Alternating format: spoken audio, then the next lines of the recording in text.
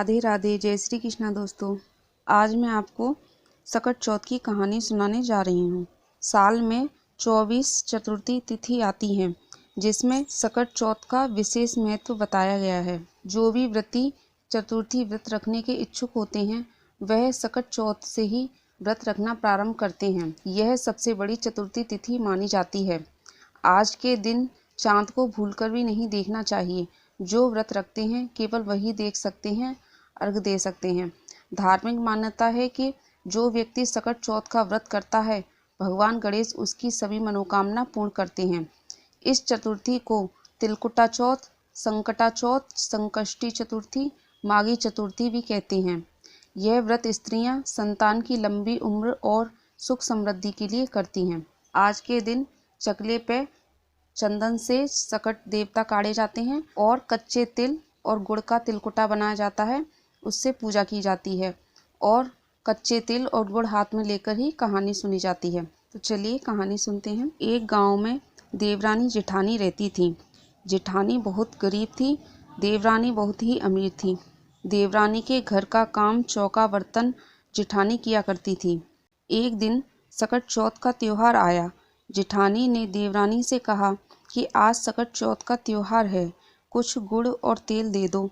देवरानी ने तेल और गुड़ देने के लिए मना कर दिया। अपने घर जाकर उसने कुछ भी नहीं बनाया। रास्ते में जाते समय बथुआ के खेत पड़े थे, तो कुछ बथुआ तोड़ ले गई, तो उसी बथुआ की रोटी बनाकर पूजा कर ली। शाम को थका हारा उसका पति आया, तो उसने खाने के लिए मांगा, तो उसकी पत्नी ने वही बथुआ की रोटी उसको दे दी। उसके पति ने उसको बहुत मारा पीटा, बेचारी सो गई। आधी रात के करीब सकट देवता वहां आए। जेठानी तो बेचारी भूखी प्यासी सो रही थी। सकट देवता ने कहा कि ला, मुझे भूख लग रही है, कुछ खाने को दे दे। सकट देवता बालक के रूप में आए थे, तो वह पहचान नहीं पाई।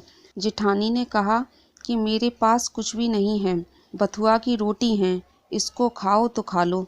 सकट देवता ने उन्हीं बथुआ की रोटियों को खा लिया। इसके बाद बोले कि मैं सोच जाऊंगा, कहाँ जाऊं। जेठानी ने कहा, कर लो चारों कोने पांचवी दहलीज। सकट देवता ने ऐसा ही किया। सकट देवता ने कहा कि पहुँचूं किससे। जेठानी ने कहा कि पहुँच लो मुझ अभागन के ललाट से। सकट देवता ने ऐसा ही किया।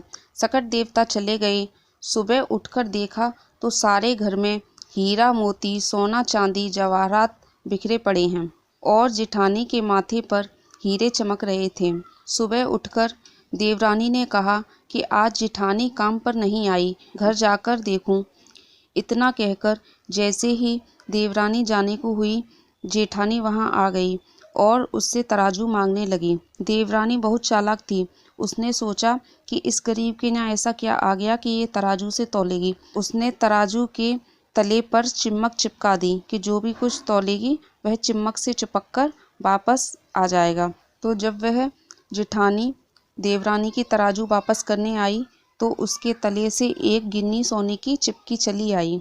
सोने की गिन्नी देख देवरानी जेठानी के घर गई और उसके घर में धन माया देखकर बोली कि इतनी माया तुम्हारे पास कहाँ से आई, चोरी की या डांका डाला। तो वह बोली कि ना ही मैंने चोरी की है, ना ही मैंने डांका डाला है, मुझे तो सकट देवता की कृपा से मिला है। देवरानी बोली कि सकट देवता की पूजा तो मैंने भी की थी, पर तुमने ऐसा क्या किया था कि तुम्हें सकट देवता इतना कुछ दे गए।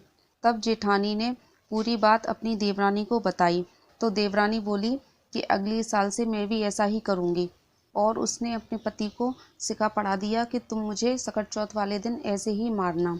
दूसरी साल हुई, सकट चौथ का त्योहार आया। देवरानी ने खूब पूड़ी पकवान बनाए और सब बच्चों ने और खुद ने, पति ने खूब खाए और बथुआ की रोटी बना के रख दी। और पति आया रात को तो पूछने लगा कि खाने में क्या है, तो वही बथुआ की रोटी दे दी। तो पति ने उसी तरीके से उसको झूठ मूठ को मारा। वह सो गई। रात को सकट देवता आए और बोले कि कुछ खाने को दे दो, भूख लगी है। देवरानी बोली कि बथुआ की रोटी बनाई है, खानी है तो खा लो। सकट देवता ने वही बथुआ की रोटी खा ली। थोड़ी देर बाद सकट देवता बोले कि मैं सोच जाऊंगा, कहाँ जाऊं। वह बोली कि पहुँच लो मुझ अभागन के ललाट से। सकट देवता ने ऐसा ही किया। सुबह उठकर देखा तो सारे घर में बदबू ही बदबू और चारों तरफ मक्खी भिनभिना रही थीं। उसके पति की आंख खुली तो इतनी गंदगी और बदबू देखकर बोला कि तब तो नहीं मारा था, पर अब मारूंगा। फिर पति ने उसकी मार लगाई।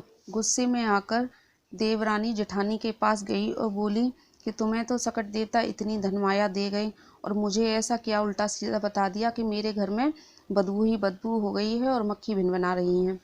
तब जेठानी बोली कि सकट देवता सब जानते हैं, मैंने तो ना होते पर किया था और तूने तो होते सोते किया।